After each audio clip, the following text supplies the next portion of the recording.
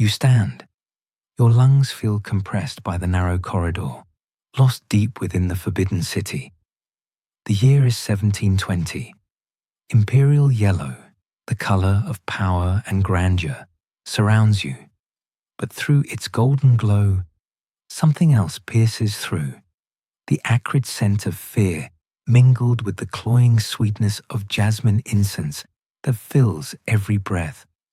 Your silk slippers, like feathers, glide over the impeccably polished stone, making not the slightest sound. You follow an elderly eunuch, whose elongated shadow, distorted and ghostly, dances across the walls in the flickering light of his solitary candle, casting bizarre, ominous patterns. You are only 15, and just recently, you were chosen to join the ranks of the Son of Heaven's newest concubines, a title that once promised a life of paradise, but whose sweetness has now turned to chill. Suddenly, the eunuch halts. His movement is so abrupt that you almost collide with his back. He turns to you, and in his faded eyes, you catch a strange mixture, a flicker of deep, almost painful pity, blended with an icy, years-honored calculation. "Listen closely, child," he whispers, his voice dry and brittle, barely cutting through the monotonous, distant murmur of water from the decorative fountains somewhere deep within the palace. "What I am about to reveal will decide your fate. It will determine if you breathe tomorrow or suffocate within these walls. These are not mere customs or traditions, no. These are the invisible chains that bind every woman who dares to step into the Son of Heaven's bedchamber. Your heart, like a trapped bird, beats wildly against your ribs, each thump echoing with a throbbing pain in your temples. In that moment, you realize with chilling clarity that all your dreams of imperial luxury, of honor, of a new life, all of it was merely a thin, ghostly veil, concealing a terrifying truth. A beautiful lie about to crumble to dust. The true rules of this harem, of which you had no inkling, are about to be laid bare before you in all their frightening nakedness. They will be stranger, more twisted, more horrific than the darkest nightmares that ever visited your maiden dreams. The first rule you are taught is the most fundamental, carved in stone and in souls. Under no circumstances must you turn your back on the emperor. At first, it sounds simple, even obvious. But then an icy wave of realization washes over you as you begin to understand what it truly means. When the Son of Heaven enters his chambers, you must constantly maneuver, twist, glide across the floor like a shadow, always keeping your face towards him. Even as your hands untie the silken fastenings of your garments, even as you merely shift your weight, even when performing the most intimate acts, not a single moment, not a single movement that would allow your back to be turned to him. The women who came before you have honed this skill to an almost supernatural level. They have learned to move sideways, like crabs, to pivot in place with the grace of ghosts, to glide silently across the room like dancers, never once allowing their backs to be turned to the one who holds their lives in his palms like a fragile vessel. But why? This question, like a sharp shard, pierces your mind, and the answer, cold and merciless, slowly seeps into your thoughts. It lies in the paranoid consciousness of absolute, unrestrained power. The Emperor, master over 300 million souls, knows that death can creep from anywhere.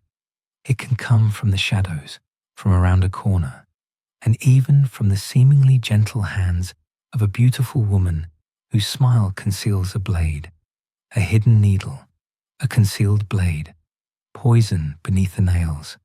These words, cold, sharp as steel, haunt the dreams of the most powerful man on earth, and your dreams too.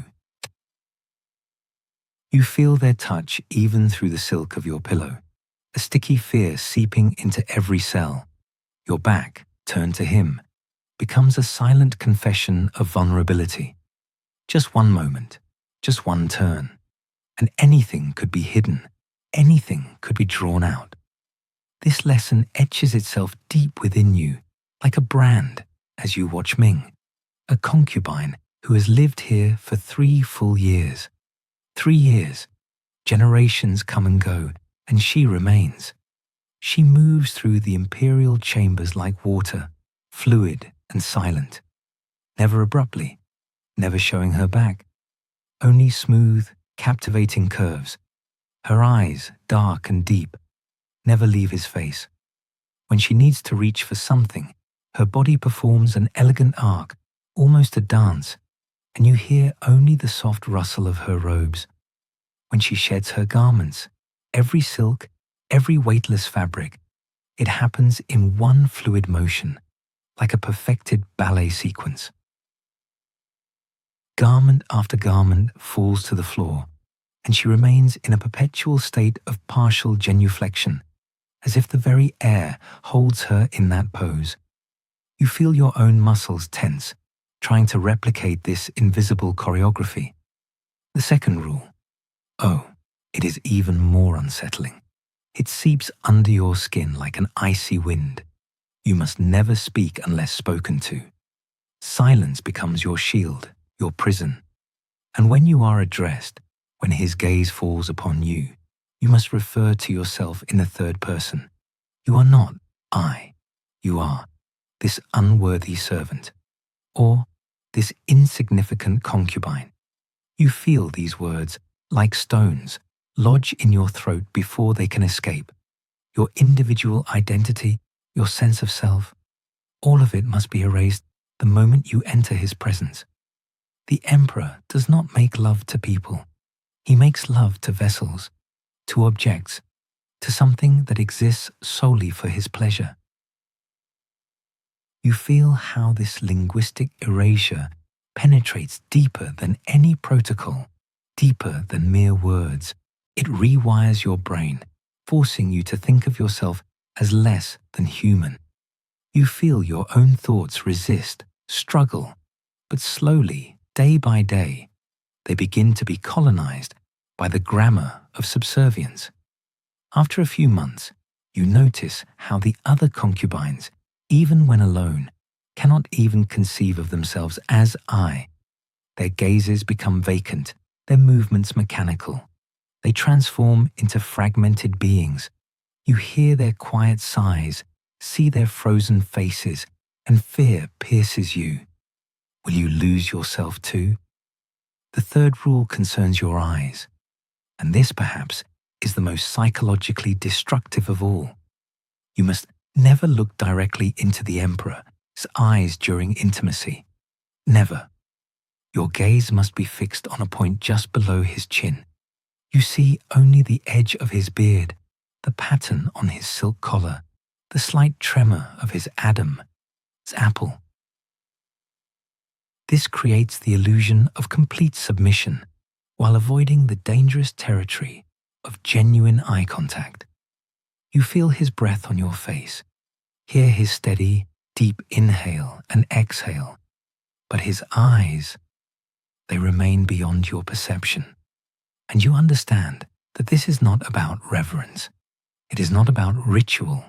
It is about preventing him from seeing your soul, and, far more importantly, preventing you from seeing his. Eye contact, breeds intimacy, and intimacy breeds complications. The emperor must be able to use your body without encountering your humanity. He must not see the fear burning in your eyes, the searing pain, the desperate homesickness that tears at your soul.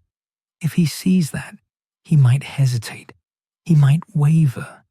If he sees the intelligence flickering behind your gaze, he might begin to wonder what you are thinking, what you are planning. And if you look into his eyes, just for a fraction of a second, if you dare, you might discover not the Son of Heaven, not a deity. You might discover merely a man, lonely, frightened, desperately trying to prove his divinity through the conquest of female bodies. And that cold, piercing gaze of understanding will become your most terrible secret.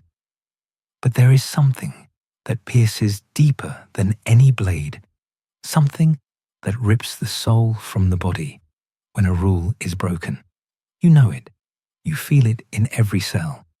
Suddenly, like a clap of thunder, his gaze finds yours. Not just a glance. It is an icy, pervasive stab that catches you, nails you to the spot. Your heart in your chest constricts like a dry sponge. The air is knocked from your lungs. You must immediately, without hesitation, fall. Your knees strike the cold stone floor with force, leaving a searing pain, but you dare not even whimper. Face in the dust, you taste its dry, bitter flavor on your tongue. Words of apology escape your lips, or rather, hoarse, barely audible sounds. Not for disrespect, no, for audacity, for daring, even accidentally, for a moment, to meet his eyes, as if you were an equal, as if you exist. The punishment, it is not death. Oh no, that would be too merciful. It is something far, far worse. You will be sent to the eunuchs' quarters. You hear that name, and an icy shiver runs down your spine. There, amidst the scent of stale air and fading hopes, you will spend the rest of your days. You will become a living reminder, voiceless, will-less, an eternal echo of what happens when you, a woman, forget your place for even a moment. You see their faces, empty, lifeless, like old parchments. You feel their cold resignation. The fourth rule, it penetrates the deepest corners of your soul, touching what should be yours and taking it. It regulates the most intimate moments, when bodies intertwine in an ancient dance. Complete silence. You must not utter a sound. Not a breath, not a moan, not even a rustle, unless his voice, low and commanding, bids you to. This is not about modesty, no. This is about power, about total, all-consuming control. Your pleasure, if it even dares to flicker, your pain, your breath, all of it must be subservient to his will. You feel the air burn your lungs as you hold it, as you try to suppress every sound, even the quietest. If you cry out, if even one uncontrolled sound escapes your lips, it will be an admission that you have an independent reaction, that your body is yours, that it exists outside his omnipotent control. This cannot be allowed. Never. The enforcement of this rule creates a horrifying, perverse theater of intimacy. You are part of this theater. You see how other women, like yourself, learn to hold their breath until dizziness, until blackness, clouds their vision. You feel your own teeth bite into your tongue, trying to stifle an impending scream, and a salty taste of blood fills your mouth. You learn to dissociate, to detach from your body, to become an observer. You feel it shut down, how sensations dull, and then disappear entirely. You feel nothing, emptiness. And in this emptiness, in this dead silence, he becomes dependent on the power to command your reaction. He can spend the entire night, an eternity, trying to break your silence. Not through pleasure, oh no, through pain, through endurance, through the simple, brutal assertion of his will over yours, over your vanishing autonomy. Some women break. You see it. You hear, or rather, don't hear, how they cease to be themselves. In their eyes, there is nothing but bottomless emptiness. They develop a condition that the palace physicians, with all their ancient knowledge, cannot even name. A complete absolute inability to make any sounds at all. Even when they are alone, in their chambers, when no one sees, no one hears, they remain voiceless. They become living ghosts, gliding shadows in the corridors. Their voices stolen by the impossible, monstrous demands of his imperial desire. And you feel the icy fingers of fear grip your throat as you realize this could be your fate too, that your voice, your essence, could also be stolen. The fifth rule, it concerns timing, and it reveals the entire mechanical, soulless nature of imperial sexuality. His climax, it must always come last. Not because he cares in the slightest about your pleasure. No, you know this, you feel this. It is because his release is a moment of cosmic order restored. His seed, it is considered sacred, a direct, unbroken link to the divine mandate of heaven. For you, a concubine, to reach climax before him, that would be tantamount to an audacious presumption. That your mortal, insignificant pleasure could somehow supersede divine will. You feel your body tense, trying to obey this absurd, cruel order. You are merely a vessel, merely a tool in this grand, cold machinery of power. Their days are built upon a nightmarish calculation. Every woman who finds herself here feels a viscous fear cling to her skin. Their eyes constantly dart, catching not only their own trembling breath, but also the slightest change in the emperor's heavy breathing. They become masters of suppression, their bodies instruments, their will a steel clamp. Years of training, to delay, to prevent, by sheer, exhausting willpower. And as his fingers glide over their skin, as his body presses down, their minds take flight. They see pages of ancient poems before them, hear the echo of complex numbers adding up in their minds. They count, they read, so that this body, this very body, does not belong to them, so that it is merely a vessel while it is being used. But the true torture begins when everything falls silent. The sixth rule, cruelty in all its naked rawness. When he withdraws, when his heavy exhale dissipates into the air, she must freeze, prostrate, face to the cold marble, to the dust she dares not brush away. Hours, minutes, or hours, depending on his mood. Her body still aches, sticky and alien, but she cannot move, cannot clench a fist, cannot even softly sigh to relieve the pain in her stiff limbs. No movement, no sign of life, save for the quiet, rapid beating of her heart beneath her ribs. He can rise, cast off his silks, call for servants, demand fruit, wine, or another, yet another. His world instantly returns to normal. But she remains, frozen, in a posture of absolute, humiliating vulnerability. Every cell in her body screams for movement, for cleanliness, for oblivion. But she must wait, feel the sticky traces of his touch slowly dry on her skin. Wait until he, and only he, decides to release her from this final, most bitter act of submission. And every moment of this stillness is proof, etched onto her soul. She is nothing. And then, the seventh rule, the most insidious, the rule about life and death, about pregnancy. If a new life begins to stir within her, she must report it immediately, not to him, no, to the chief eunuch. His face, a mask. But here is the horror. She must report even if there is no certainty, even if only a slight suspicion whispers in her mind. Late, forgot, didn't tell. Death, pure, cold death. Reported, but wrong. Her body will be scarred. Blows, dull, heavy blows that will leave their mark forever. On her skin and in her soul. Every day, every hour, every tremor in her body becomes a cause for panic and anxiety. Menstrual cycle, appetite, even slight fatigue, All are signals. Their bodies transform into a battlefield where every symptom can be a sentence. They keep secret, desperate mental records, tracking every minute irregularity, every change. Physiology, which should be a source of life, becomes a source of terror. Those who are lucky learn to read these grim signs with frightening accuracy.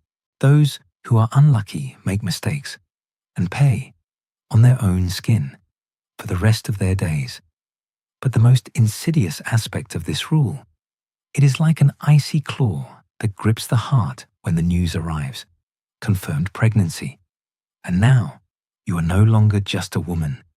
You are a vessel. Isolation descends instantly. Doors close with a dull thud, cutting you off from the world, from friends, from any whisper of comfort. Here, within these walls, every rustle feels like a threat. Do you hear? Footsteps beyond the door, the faint creak of the floor in the corridor. It is the guards. They are not here for protection. Their eyes, icy, impassive, constantly scan you, your belly. You feel their gaze on your skin, sticky as a spider web. Every movement, every breath, every glance out the window, all under surveillance. They search for the slightest hint of defiance, of despair. Your hands, so alien, glide over the silk of your plain dress.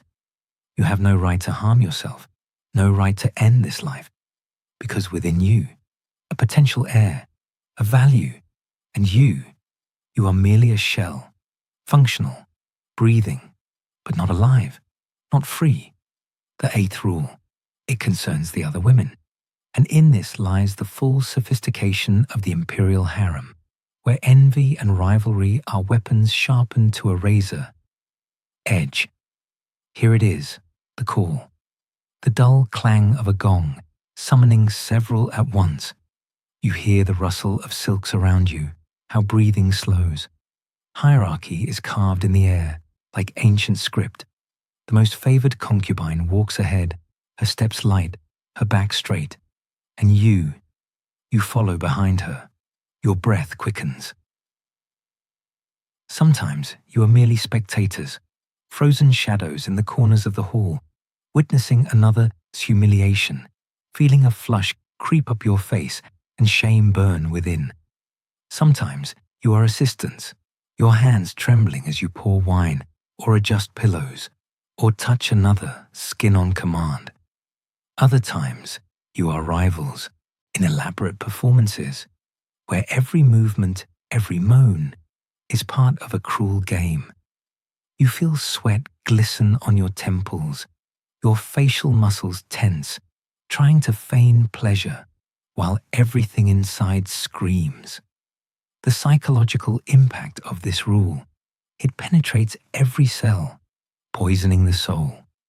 Women who could have been a support, a sister, the sole source of warmth in this icy palace, are now forced to see each other only as a threat, a rival, an obstacle on the path to fleeting favor. You must feign passion for a man you may hate or fear, while simultaneously competing for his fleeting attention with those standing beside you. Do you hear their laughter? It sounds false, like an echo in an empty hall. You must appear to enjoy every humiliating scenario that reduces you to a faceless object, interchangeable as a piece of cloth. And yet, oh, this exquisite torture. You must maintain a facade of individual devotion. Your smile, a mask. Your eyes, a mirror reflecting others, expectations. And inside only emptiness and cold. But the most heartbreaking aspect, it concerns friendship, true friendship, the kind that could have been salvation. Those who cared for each other, who shared their last shred of happiness, are now forced to participate in each other's humiliation. You see her eyes, the eyes of one you love, full of pain and pleading. You hear her quiet moan, and you are forced to watch her be used, be humiliated, and sometimes, Oh, this is the cruelest part. Sometimes you yourself become the instrument of that humiliation. Your hands, your words, your body all turn against the one who could have been your sister. Bonds that could have offered solace, that could have formed the basis for resistance, are systematically destroyed, torn apart, transformed into weapons aimed at one another. And you feel something inside you die, slowly, with each such moment. The ninth rule. It concerns the emperor. Mood. And this is an impossible standard of perfection that hangs over you like a sword of Damocles. You must be a chameleon. Instantly, every moment, you must read him. By the slightest curve of his lips, by the barely perceptible glint in his eyes, by the subtle tension in his shoulders. Do you hear the timbre of his voice change? That is a signal. You must be a mirror, reflecting his desires, but never crossing the line. If he is angry, your voice must be soothing, like a cool stream, but under no circumstances defiant. You feel your facial muscles tense, trying to hold the correct emotion. If he is sad, you must be a comfort, a soft pillow for his grief, but under no circumstances show pity or appear weak. And if he celebrates, your joy must be sincere, infectious, but never excessive, never overshadowing his. It is a dance on a razor, its edge, where every wrong move can lead to a fall into the abyss. And you dance it every day, every hour, every second. Concubines, beings living on a thin edge, had to possess an almost superhuman level of emotional intelligence. They transformed into living sensors, picking up the slightest fluctuations in the air, in the emperor's facial expression. They studied every microscopic shift in his posture, the barely noticeable tremor at the corner of his lips, the minutest change in the rhythm of his breathing, a slightly deeper inhale, a barely audible exhale. In this world, where every glance, every movement, every sound carried a hidden meaning, they developed an intuitive understanding of power and ego that the most seasoned diplomats would envy. But this keen perception came at a terrible cost. Slowly, relentlessly, they lost the ability to feel their own authentic emotional responses. Their hearts, once beating in unison with the world, transformed into cold, detached mechanisms. The 10th rule, perhaps, was the most tragic. It concerned memory. Concubines had to retain every, even the minutest, detail of their encounters with the emperor. What he said, the tone of a word, how he moved his hand, what pleased him, eliciting a slight smile, what disappointed him, causing the muscles of his jaw to barely tense. Every encounter, every moment had to be imprinted in their minds with crystal clarity. But the very moment they left his chambers, when the heavy, inlaid door creaked shut behind them, they had to forget everything. Absolutely everything. They had to maintain a perfect, flawless memory in his presence and a perfect, impenetrable amnesia outside of it. This created a deep, unbearable schism in their minds. Many women found this task impossible. Their minds raced, trying to hold on and let go simultaneously. They developed complex, almost inhuman systems of mental compartmentalization. These were ways of segmenting their experiences, like invisible walls in their heads, so they could access it when vital and suppress it, lock it away when complete oblivion was required. Some, the most resilient, succeeded in this psychological juggling, their inner world becoming a labyrinth of memories and voids. Others, unable to bear the strain, broke completely. Their eyes became vacant, their souls fragmented. They developed conditions that we might now recognize as dissociative disorders, their consciousness fragmenting into disconnected parts, leaving only echoes of their former selves. The 11th rule concerned the seasonal nature of imperial desire. The emperor, sexual appetite, his mood, his demands, all followed the rhythms of the agricultural calendar. Certain months, certain festivals demanded different types of performance, different forms of presentation. During harvest festivals, when the air was imbued with the scent of freshly cut grass and ripe fruits, concubines had to embody fertility and abundance, their movements becoming fluid, their voices soft, their attire vibrant, like autumn leaves. During the winter solstice, when frosty air seeped through cracks in the windows and the ground was bound by ice, they had to represent the return of light and warmth. Their presence had to be warming, their smiles radiant, like the first rays of the sun.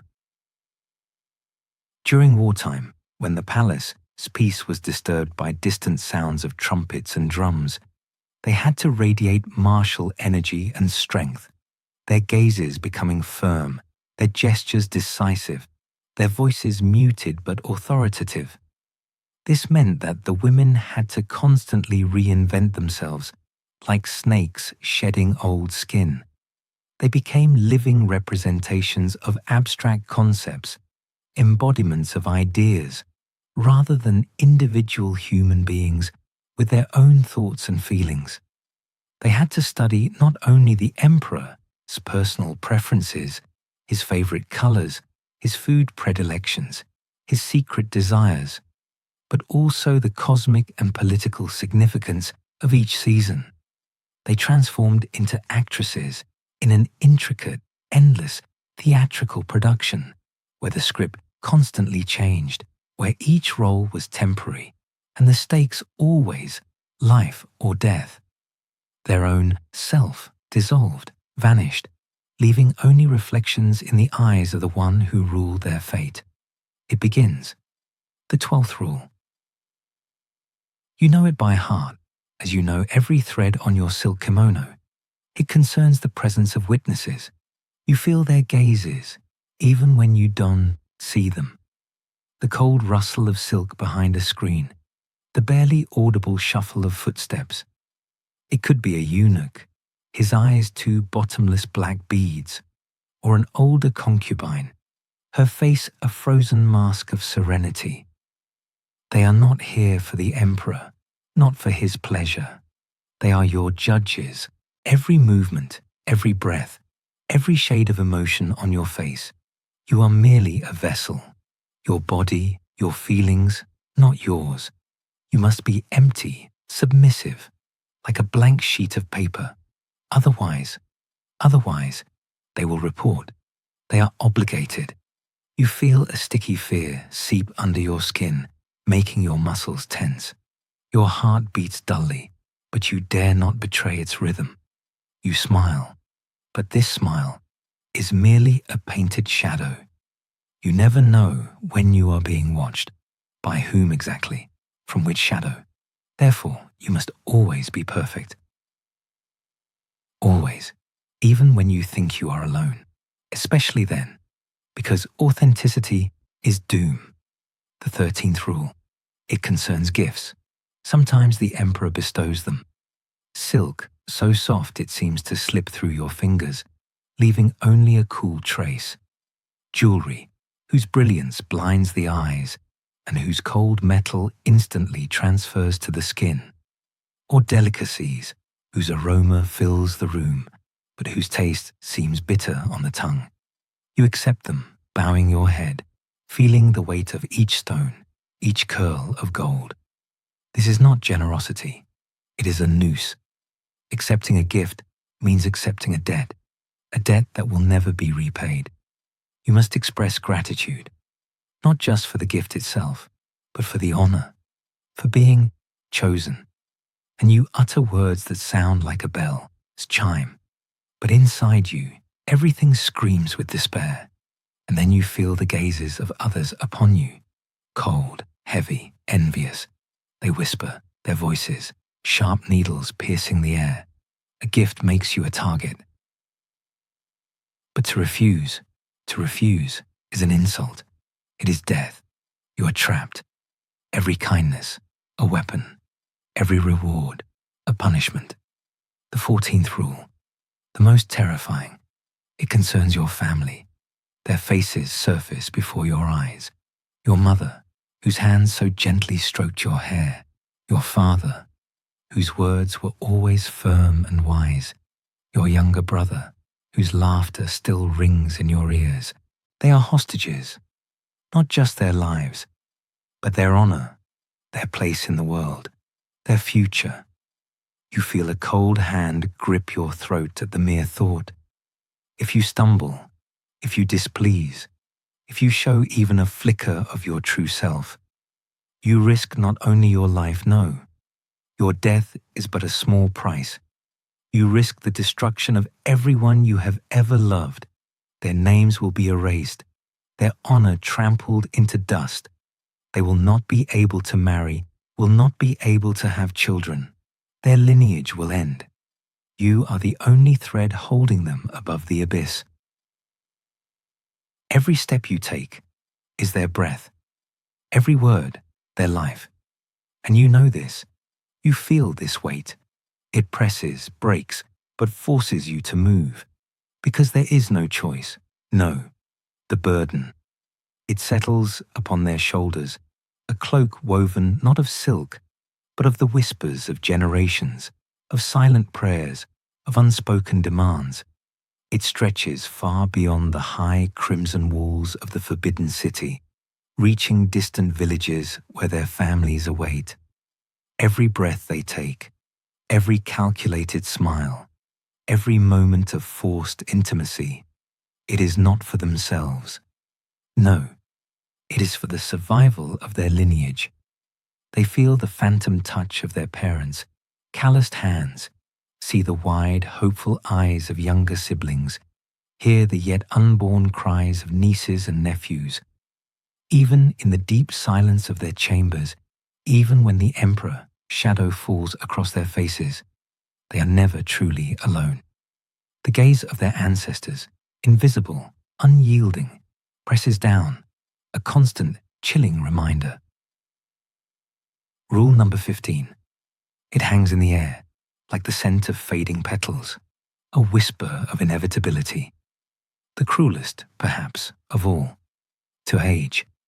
Gracefully, yes, but imperceptibly. To watch the first fine lines emerge around once bright eyes, to feel the faint slackening of skin once taut as a drum. They must strive to retain the bloom of youth, yet appear effortless, as if time itself dares not touch them. The gleam of a young woman, smile, the rustle of her silk as she passes, becomes a sharp, cold jab. They must reconcile themselves to the slow fading of their status, to the emperor's gaze sliding past them, yet still fight, claw for every fleeting moment of his attention. And then, the twist of the knife. They must train the very girls whose fresh faces and bright laughter will erase them.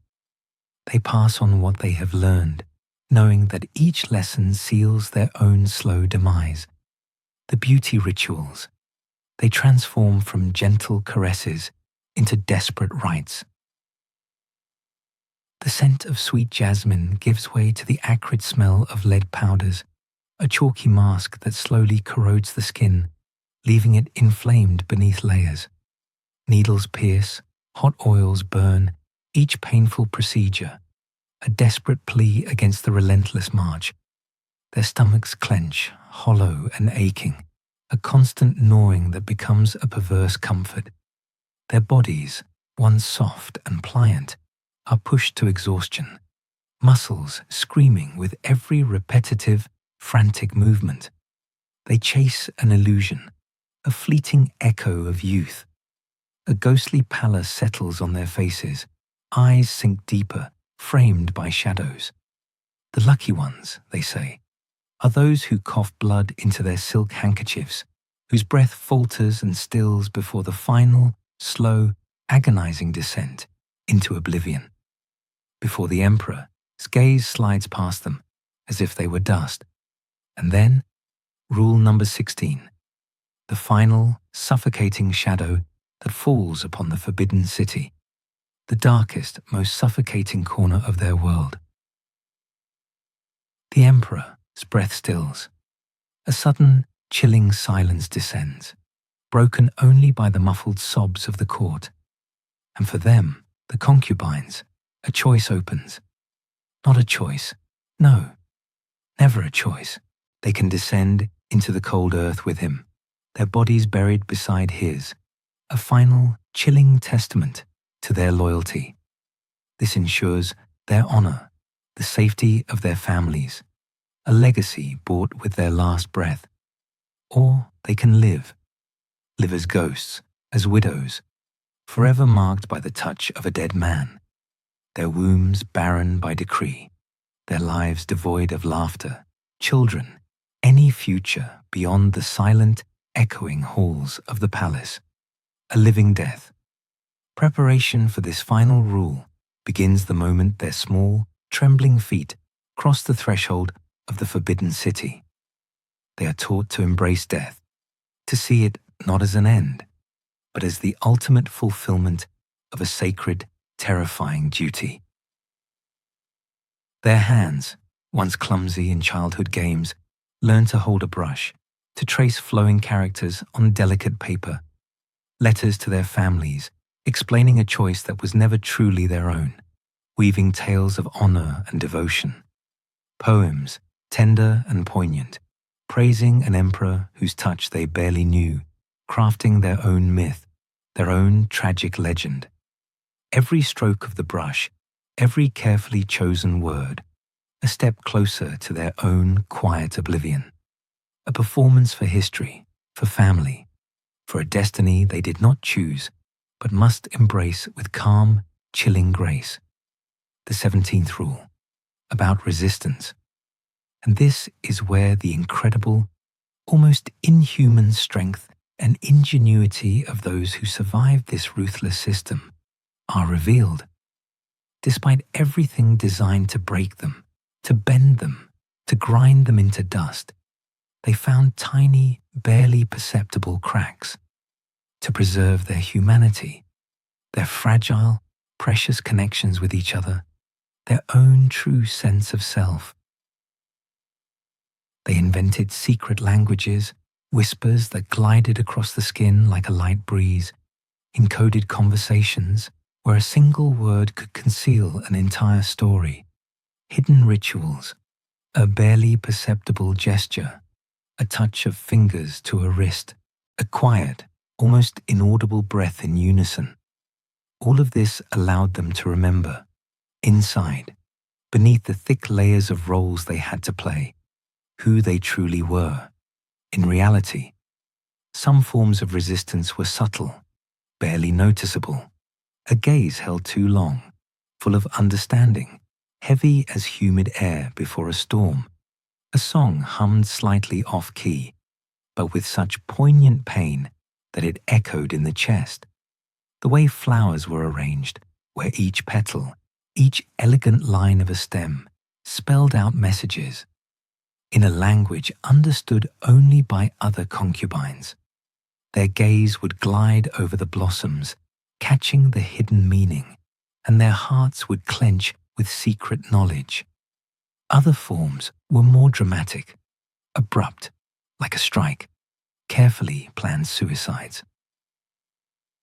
Cold metal in hand, the scent of freedom, escape attempts, the creak of night floorboards, sticky fear clinging to their souls, the pounding of their own hearts in their ears, drowning out everything else, secret pregnancies, trembling hands pressing against a barely visible belly, a heartbeat, another, hidden from the palace authorities, from their all-seeing eyes.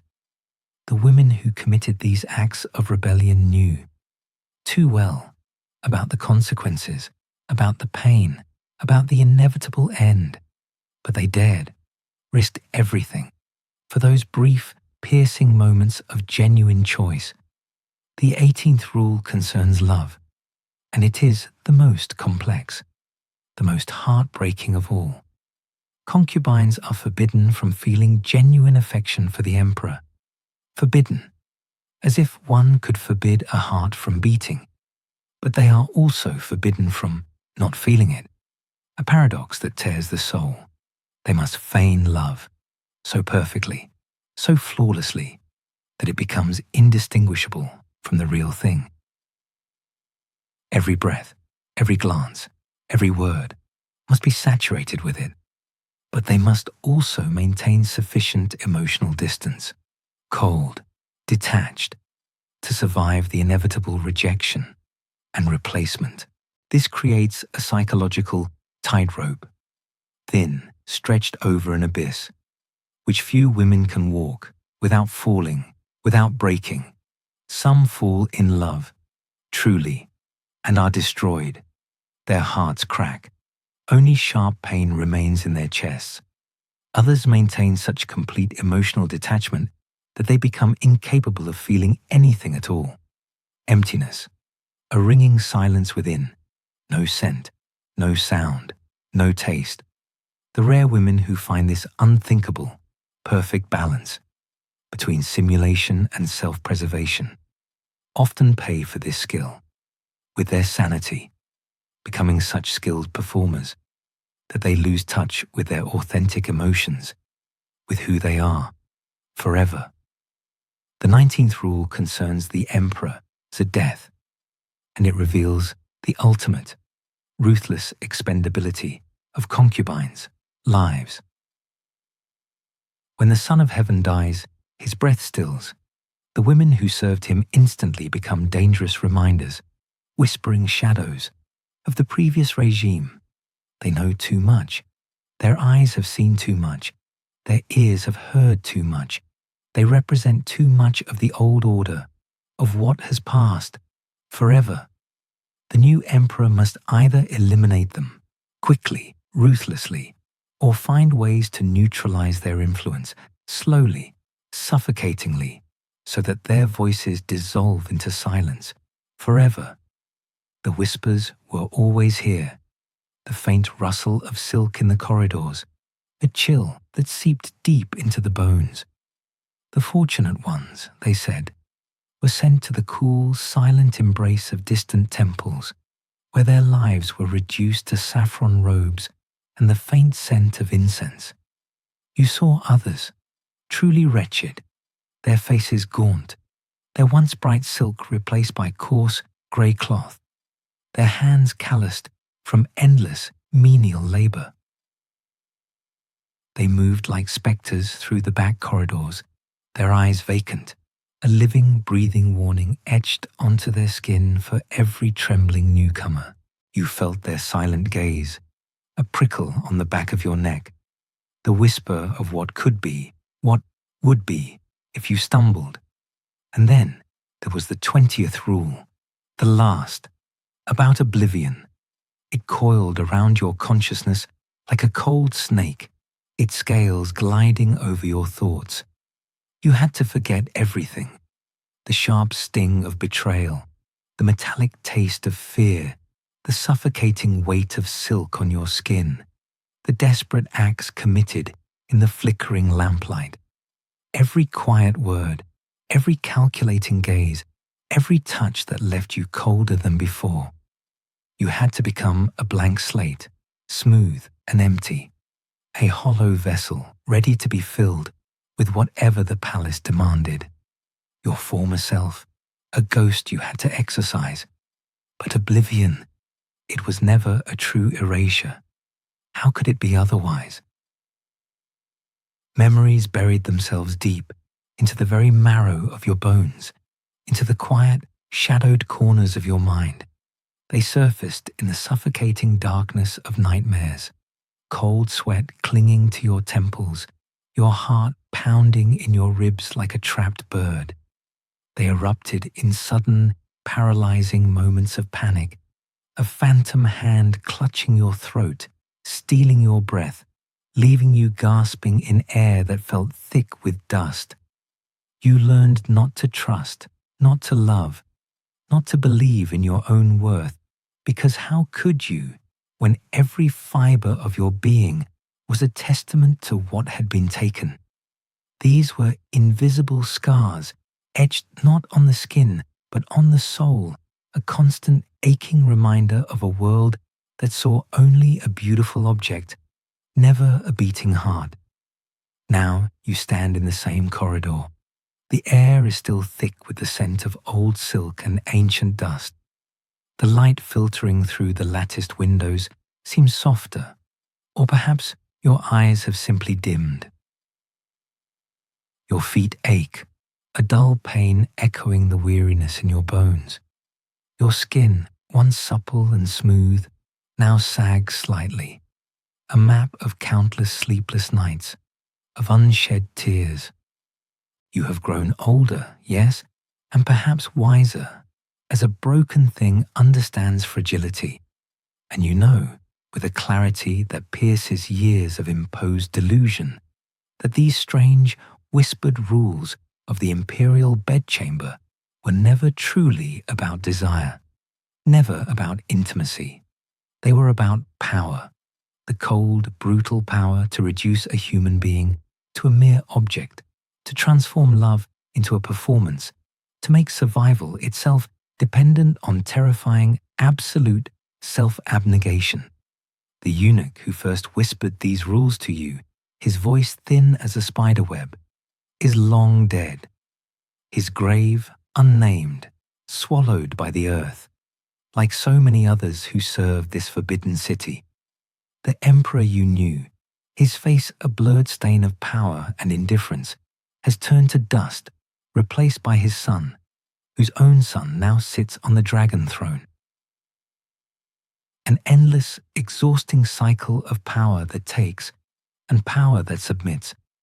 But the rules, they remain, etched into the very stones of these walls, a secret, silent language passed down from one trembling generation of women to the next. You can almost feel their presence, a chill that lingers even after the words fade. You survived, but what kind of survival was it? You forgot how to be human. You learned to be a shadow, a whisper in vast echoing halls. You mastered the terrifying art of seeming to exist, while in reality, you faded, you vanished. Your breath became shallow, your movements silent.